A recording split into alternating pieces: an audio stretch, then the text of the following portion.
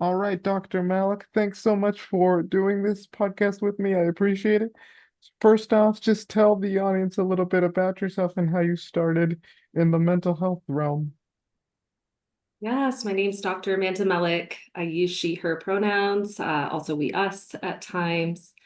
I am a clinical psychologist based in Phoenix, Arizona.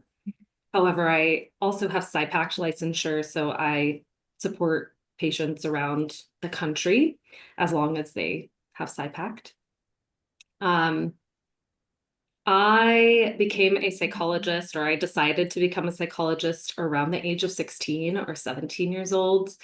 I had a friend who sadly passed away from an overdose. Mm, Her name is Megan Lavery. I just want to honor her spirit as she has been gone now for almost 20 years.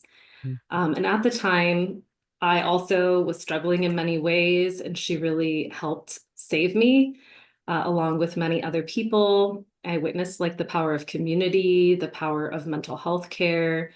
It doesn't save everybody, but it really is a powerful tool to support people through tough times. And so that's really when I decided to become a psychologist. And I finally accomplished it around the age of 31, I think, is when I graduated. So it was a long-term goal and it took many, many steps, but I feel really, really grateful that I was able to accomplish it. And I hope yeah, others also can. yeah, that's a really great story. So let me get into some of the nitty-gritty things that you do in terms of what you do in your private practice. What do you do? Yeah, so I have two parts to my practice. One is psychotherapy. That's purely through my own practice, which is called Malak Psychology. I work with individuals, couples, families, and I do group. And occasionally I may get hired by like an organization to support like team building or if there's any conflicts happening with teams at different organizations. I also facilitate groups for that. I do almost all of my services through telehealth. I know many evidence-based treatments, but I am more of an eclectic type of psychotherapist, which means I kind of like blend different things together depending on my patient needs or participants' needs. Mm-hmm. The other So, half of my business is assessment. So I mostly test for autism. I do a lot of that testing through Access for Autism, but I also do like ADHD testing, diagnostic clarification, and then sometimes I do more legal stuff like independent medical examinations for people who get hurt on the job, things like that. mm-hmm. So what sorts of modalities do you use in your work as a psychologist? So some of my like the ones that I bring up mostly include like acceptance and commitment therapy or ACT, where we really just like sometimes we can't change things. We just have to kind of like laugh it off or accept that things are hard and they are the way that they are. And how do we navigate that? I also use a lot of dialectic behavioral therapy, also called DBT. I was trained in full protocol, which means you do group, you also have individual, and a therapist is available to you all the time. So if you are suicidal or something, but currently I don't do full protocol, but I do it mostly with individuals. And I'm hoping if enough people want a group, I can make a group happen as well. I also use some psychodynamic psychotherapy. Um, I have some experience, especially there's a big opening for psychedelic psychotherapy. So I can't administer medications. It's not ethical and I'm not trained on that. But a lot of people will come to me beforehand or afterwards. And there's also a lot of like ketamine clinics. So I can also support people through that and cognitive behavioral therapy. It is a part of DBT and ACT is maybe like the only type of modality where CBT isn't really aligned. But in all honesty, most of the modalities are very, very similar, but they just use different words. Um, I use internal family systems, especially when working with families. Gottman is really helpful and emotionally focused couples therapy with couples. So it does also depend on what I'm doing, what modality I'm going to use. And patients also get to decide what they want because every person's different. Every person's an N of one. So I don't use the same thing for everyone. And for trauma, I might use like cognitive processing therapy or CPT or prolonged exposure, PE or somatic experiencing. also called Etsy. If you can't Mm-hmm. tell, there's a lot of acronyms in this field. So, Yeah. um, So, mhm. my next question is what sorts of modalities do you use most often, and like which ones are your favorite? If you had to like pick one, rank Ooh, them. that's so great. I will admit I like being eclectic, which when I was in school, they said you're Adlerian. And Adlerian is a form of psychodynamic therapy. Alfred Adler is the person who came up with it. But in reality, he was eclectic. And so, right, there's parts of CBT in there, there's parts of um, ACT in Adlerian therapy. It just has different names for it. So I personally like to kind of go with the flow. I don't mind manuals, but it's not my favorite to use a manual just because it feels very restrictive to me. I do like to integrate artwork if that fits with people, dance, right? I work with a lot of people who are neurodiverse, so talking is not always the best for that, or it's not the easiest. So I really like to meet my patients where they are. And also for them to meet me where I am. And so I personally do like to integrate things and not just use one at a time. That's my Hmm. preference. So eclectic therapy is also a modality. So I'd say that's my favorite. Eclectic therapy. That's a new form of therapy that I've never heard of. Like, how's Mhm. it different, or like what's involved in it? How's it different from other forms of therapy?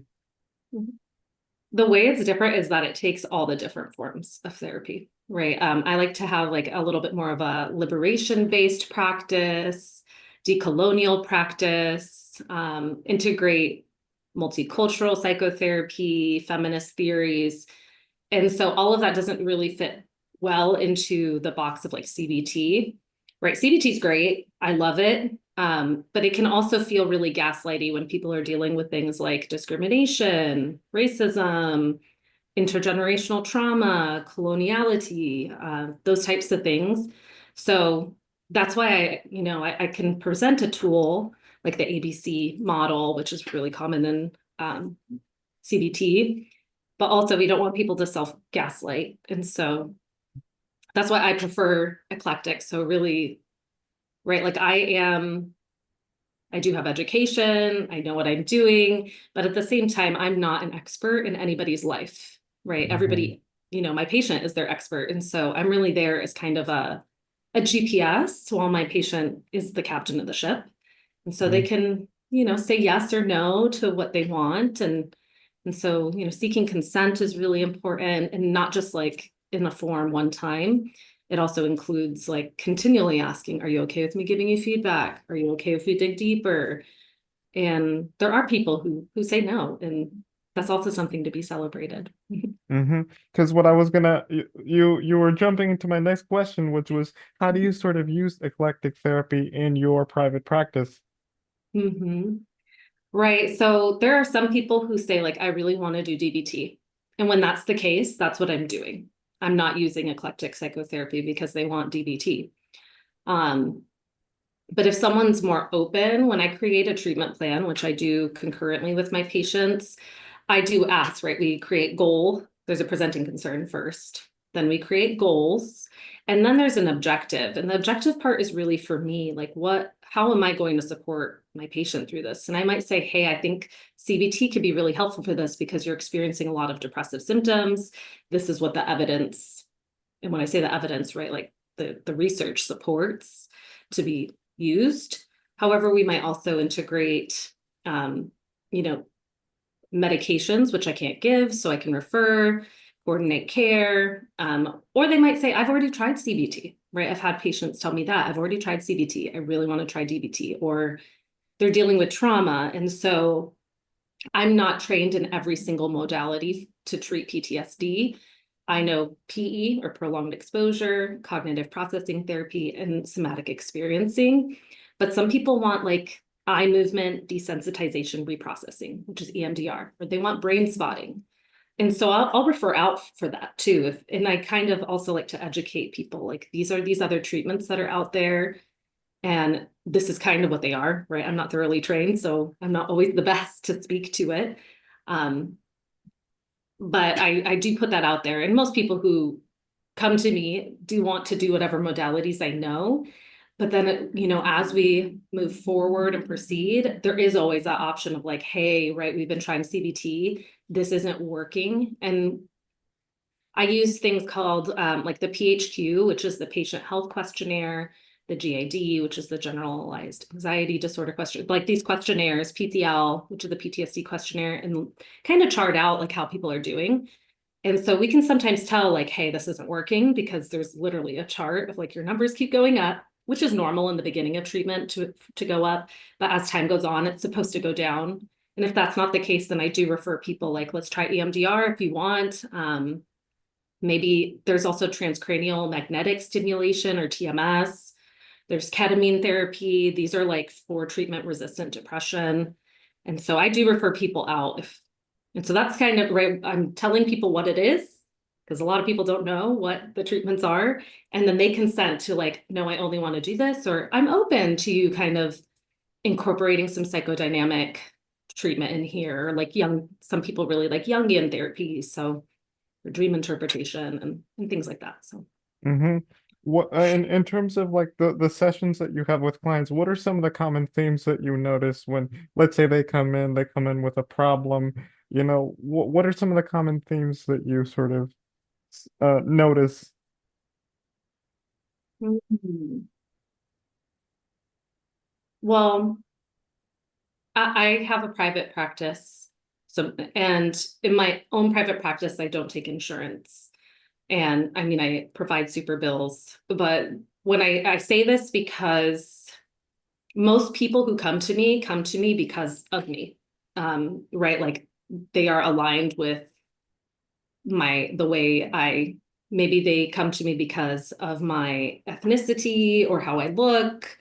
It could be because of, my marketing, where I know like being a little bit more liberation based. But I say that because, right, like another clinician who isn't me, Access for Autism, when I do that, that is through Medicaid. So I get people from all over Arizona, people in rural areas. It is primarily, I work with adolescents and adults. So and it's autism, and people with autism are 3 to 4 times more likely to be trans or non-binary. So a large percentage of my patients there are trans or non-binary. Um, but when I say that, right, like these are very different businesses. Mm-hmm.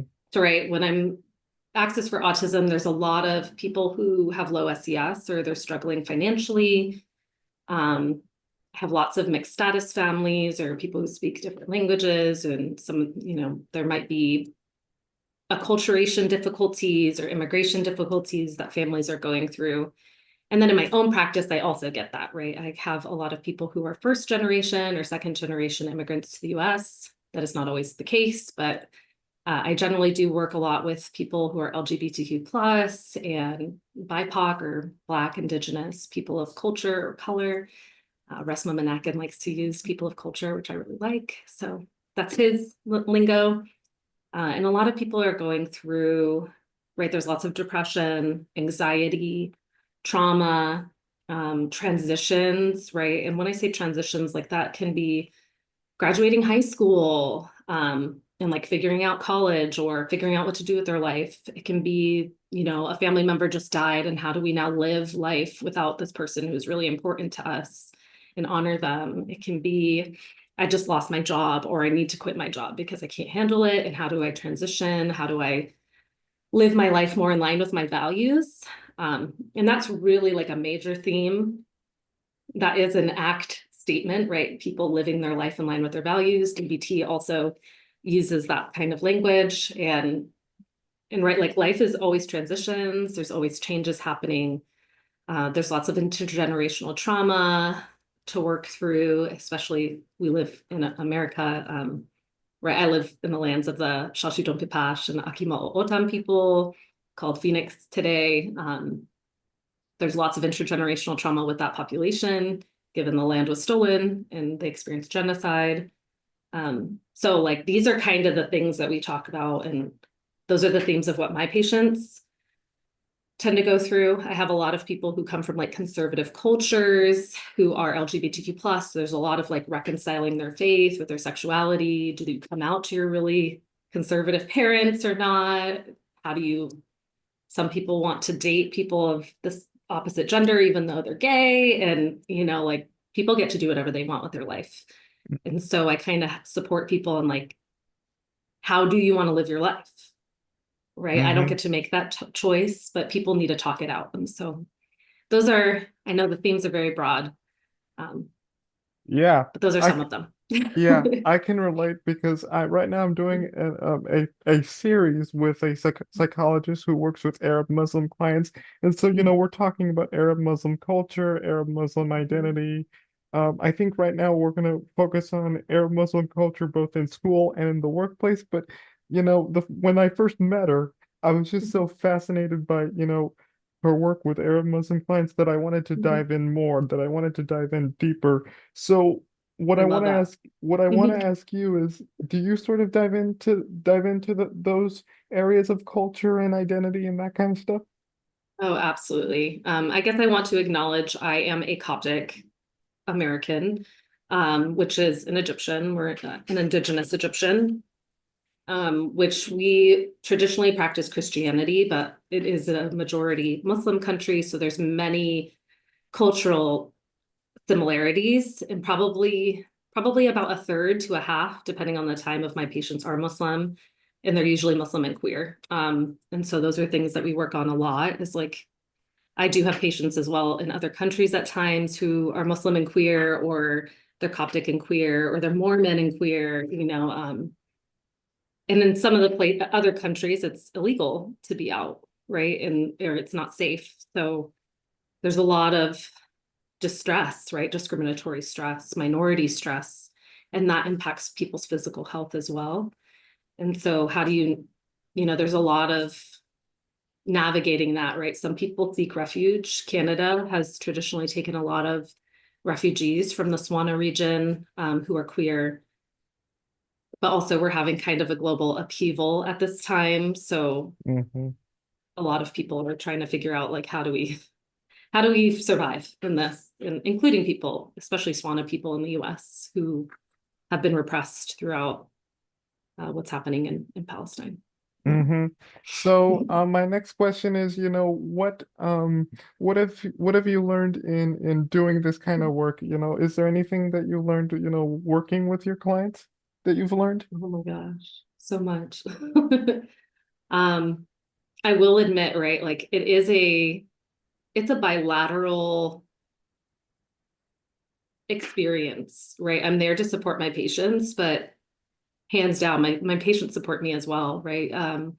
Being a psychologist, a therapist, especially doing the therapy work, there's a lot of self-reflection, a lot of growth. I've learned so much about myself. Through my dissertation, I did essentially an intergenerational trauma work through my dissertation as I studied the mental health barriers and attitudes for Coptic people in Canada and the US, so in diaspora. And I learned about, I knew that female genital mutilation was a thing, but I didn't realize like how prevalent it was, and learning that like 5,000 years of my ancestors, of female ancestors, have experienced that um, was huge. So I've learned so much about myself, about the human experience, and about how I've worked with people from all over the world. I've lived in other countries other than the US, and I think realizing how similar we all are, even though we speak different languages, we have different religions, we have different skin color, whatever. Like we all really just need food, water, shelter, Hmm. clothing, and love, right? So the Yeah. healing power of love is really what I think I've learned the most. And what what Mhm. what do you still hope to learn in terms of something new? What's on Dr. Malik's bucket list? Ooh, that's so great. I definitely want EMDR training, um, fully, like full EMDR training. I'd really like to do like Gottman training. I love doing groups. I have an empowerment circle.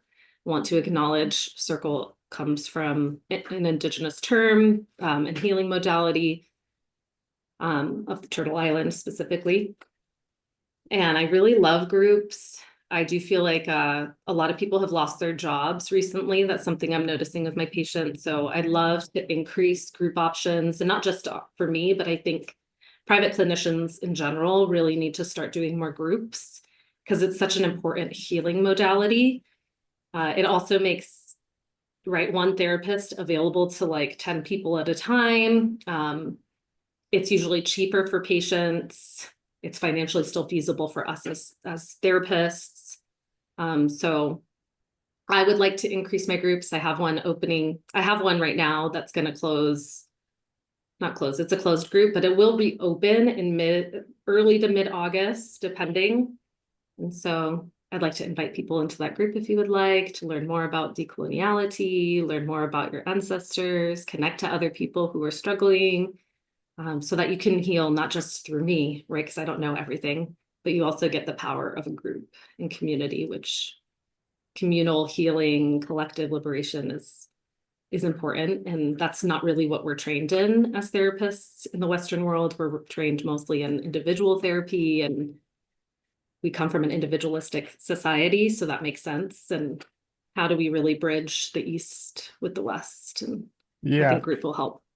Yeah, which also reminds me, uh, when I recently talked to this therapist about the Eastern and the individualistic culture in the Western society and the collectivistic culture in the Eastern society, so I can really relate to that. My last question, I guess, is what can people take away? How can people like get involved with psychology, specifically mostly like community integration, like with different cultures, ethnicities, that kind of thing. If you could like talk about that. Yeah, so there's many ways, right? There's different journals. The American Psychological Association, or the APA, has different divisions. I believe Division 45 is the division on like culture and ethnicity. Um, in the show notes, I highly encourage that you make sure that you have it down right. Um, there's also different not just divisions, but associations. For instance, like I'm part of the American Middle Eastern and North African Association, Psychological Association, called Amina Psi. There's also like a Black Psychological Association and an Asian American Association. And so you don't need to be part of any of these groups to join them, but it's also, you get to be on the listservs and really hear about people, about different opportunities. And you get access to like more research, which is really helpful, right? There's tons of research, there's tons of journals out there. There's lots of groups. That's the other thing, is like a lot of people in private practice do want to do group. It's just like how to organize it and get people there is the hardest part. Like lots of people will say that they are interested and they want to join, but then once you actually launch, it doesn't happen. So um, there's lots of different ways to join and learn more. There's also a few books that are really helpful. Decolonizing Therapy by Dr. Jennifer Mullen is an amazing book. My Grandmother's Hands by Rusma Manekin is really great. Natalie Gutierrez has a trauma book. I can't remember the full name in this moment. I might have it behind me. No, I don't. But it's essentially like a trauma. She has a workbook as well for people of color who are experiencing trauma. So there's lots of different books you can read too, lots of movies. Code Switch is an amazing podcast. There's the People of Color in Psychology by Dr. Jackson, that he has a podcast as well. That's clinicians of color really doing like 30-minute training sessions for free. It's on Spotify or wherever you listen to podcasts. So lots and lots and lots of different ways to learn about different cultures, and going to community events in your environment. I think that's where I've learned the most too, is going to like Asian American Heritage Month, things that are put on in my community, or Arizona has the most tribal land in the United States, and there's a lots of tribal events, and there's actually powwows. So, and that happens throughout the country, if you're on Turtle Island. So actually, like going out into the community is not just healing for us. It's also cultural healing for the people in our community, and you can learn more if you actually attend them. You can learn more about the community. Mm-hmm. Yeah. All righty.